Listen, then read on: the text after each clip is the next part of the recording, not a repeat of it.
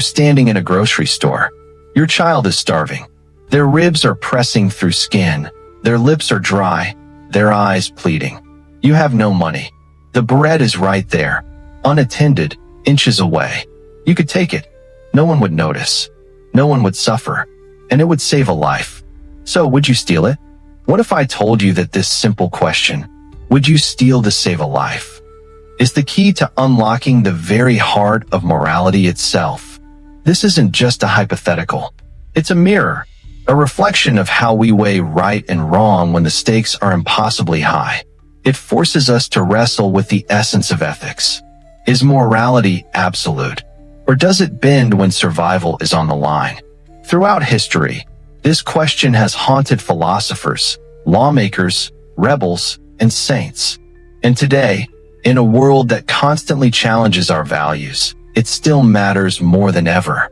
But before you answer too quickly, let's dive deeper. Morality is often seen as a compass, a guide to help us navigate what's right and what's wrong. But who built the compass? And does it always point north? Some argue that morality is objective, fixed, universal truths that apply to all humans regardless of culture or circumstance. Thou shalt not steal isn't just a rule. It's a law etched into the moral fabric of existence. Others say morality is subjective, shaped by culture, need, and experience. That same act of stealing bread might be condemned in one society and quietly forgiven in another. So who's right? The moment we add context, hunger, desperation, a life on the line, things get murky. Ethics no longer feels black and white. It becomes a storm of gray. Immanuel Kant, one of the giants of moral philosophy, believed in absolute moral duties. According to Kant, some things are always wrong, no matter the outcome. Stealing, in his eyes, was a violation of a moral law, a betrayal of your duty as a rational being. Even if it saves a life, it's still wrong. Period. Kant would ask, what if everyone stole when they were desperate? Society would collapse. Trust would erode. Rules would become meaningless. But now, enter Jeremy Bentham and John Stuart Mill, champions of utilitarianism. For them, morality is about consequences. The right action is the one that produces the greatest good for the greatest number. If stealing a loaf of bread saves a life and harms no one, isn't that morally justifiable? These two views clash like titans. Duty versus outcome. Principle versus compassion. And most of us, we live in the messy middle. This isn't just philosophy class. Let's get real. In 1981, a man in Detroit stole baby formula from a corner store. He had lost his job. His wife was ill. His infant daughter hadn't eaten in 2 days. He was caught by the police. The community rallied behind him. Donations poured in. The store dropped the charges. Was he a criminal or a hero? In 2000, a teenage boy in Venezuela broke into a bakery during a blackout. He didn't take money or valuables, just food. He left a note. My brother is sick. Please forgive me. The story spread like wildfire, sparking debates across Latin America about hunger, justice, and morality. These stories show us that real people, not just philosophers, face these questions every day. And society doesn't always respond with cold logic. Sometimes it responds with empathy. Different cultures draw the moral line in different places. In Islamic law, theft is a serious crime, but context matters. If someone steals out of hunger and genuine need, many scholars argue it is not punishable in the same way. Mercy tempers judgment.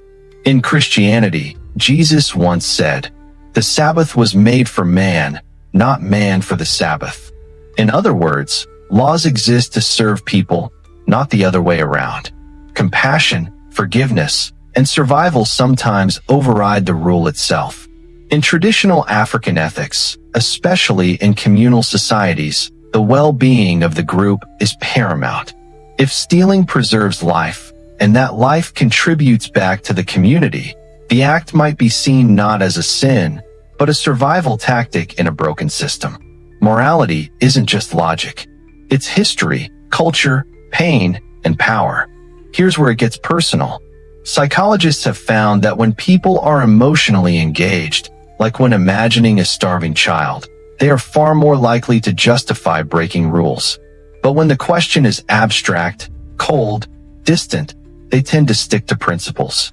So which one is real morality, the rational one or the emotional one? Studies show that even the most law-abiding individuals will shift their ethics when loved ones are in danger. Our moral reasoning is deeply wired into our survival instincts.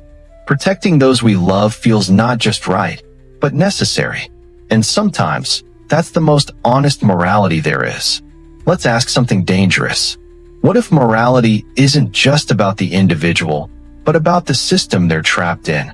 Imagine a world where hospitals charge thousands to save a life, where people die not from disease, but from the price tag attached to treatment, where food is thrown away while children starve in the next alley. Now ask again, is stealing still immoral? The French writer Victor Hugo asked this in Les Miserables, through the character of Jean Valjean, a man imprisoned for stealing bread to feed his sister's child.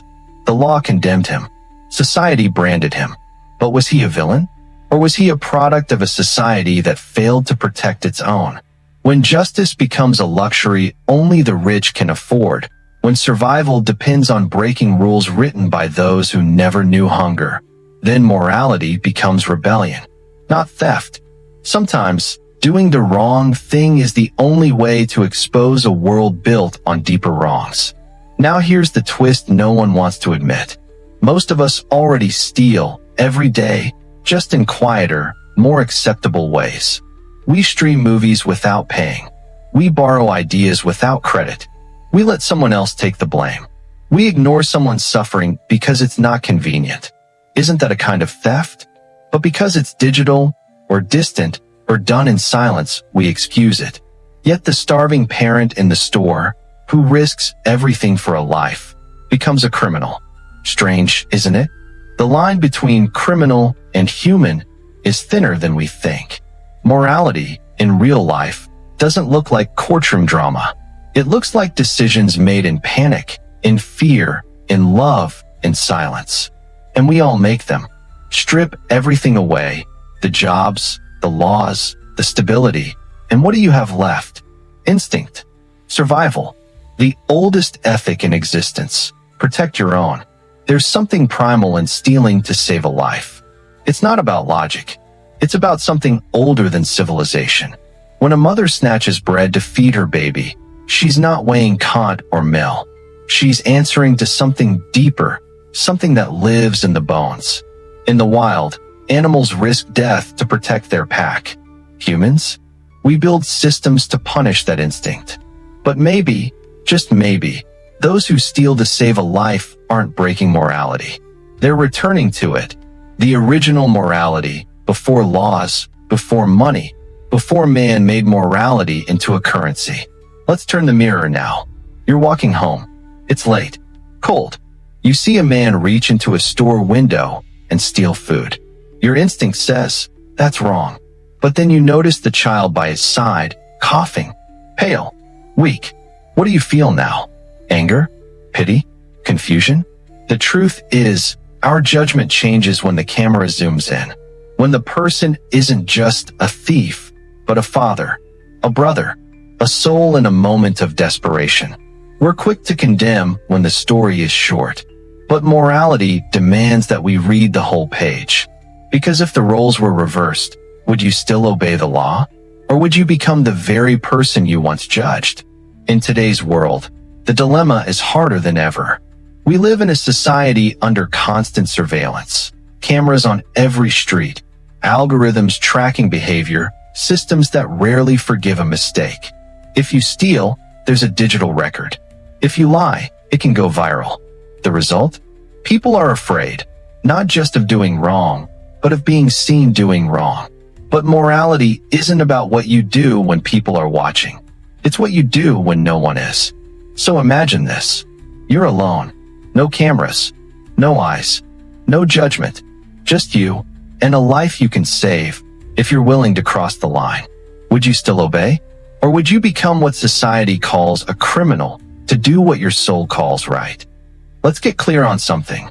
Law and morality are not the same. Slavery was once legal. So was segregation. Genocide has been carried out with full government approval. Legality is not holiness, and morality cannot be outsourced to a courtroom. The law may say, do not steal, but the heart whispers something else when a life is fading in front of you. The question isn't just, what does the law say? It's, what would you want someone to do if your child was starving?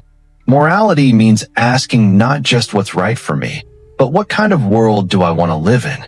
Let's imagine something chilling. A world where everyone follows the rules perfectly. No one steals. No one lies. No one breaks the law, ever. It sounds like paradise, doesn't it? But look closer. The child still starves. The sick still die waiting for help they can't afford. The homeless still sleep under the stars, as wealth stacks up in silent towers. No one breaks the law, but no one bends it to save a life either. It's a clean world, orderly, efficient, but lifeless, cold, because mercy is gone. Empathy has no place in the rulebook. And sometimes, the very thing that makes us human, the willingness to break the rule for someone else's sake, is the thing this perfect world erased. So we ask, which is the greater crime? To steal, or to watch someone die when you could have prevented it? To take what isn't yours to feed a child? Or to turn your back because it's not your problem? Morality isn't just about actions. It's about inaction. When we do nothing, when we protect our own comfort while someone else's world burns, are we really innocent? Or are we just silent thieves, stealing dignity, time, hope, by withholding our compassion? The person who steals to save a life breaks the law. But the person who sees suffering and does nothing, they break something far more sacred. Here's what most moral debates ignore. They're written from the top, by people with choices. People who've never had to decide between theft and death, between guilt and survival. The world judges the poor from a moral high ground, but rarely climbs down to see the fire they're trapped in. To many, morality is a luxury, a full stomach, a warm bed, a seat in the courtroom, not the cell. But to the desperate, morality is raw. It's messy. It's not about what's ideal. It's about what keeps someone breathing through the night. So next time we talk about theft, we have to ask, whose morality are we defending? And who gets to write the rules? Philosophy is not a gavel to slam down on others. It's a mirror. It's meant to make you uncomfortable, to show you not just what's right or wrong, but who you become when you must choose. When we ask, would you steal to save a life? We're not really talking about crime. We're talking about who we are when no one is watching. What would you sacrifice? What rules would you bend? Would you be willing to be wrong in the eyes of the world, to be right in the eyes of your soul? Because sometimes doing the right thing feels like doing the wrong thing with your whole heart. So now we return to the beginning. The starving child, the unattended bread, the silence, the choice. You stand there, law-abiding, moral, afraid. The world will judge you if you steal, but someone might die if you don't. You have 5 seconds to decide, not as a philosopher, not as a saint, but as a human being. So tell me, would you steal to save a life? Not should you. Not is it legal, but would you? That question, not your answer, is what reveals who you really are. And maybe that's what morality has always been.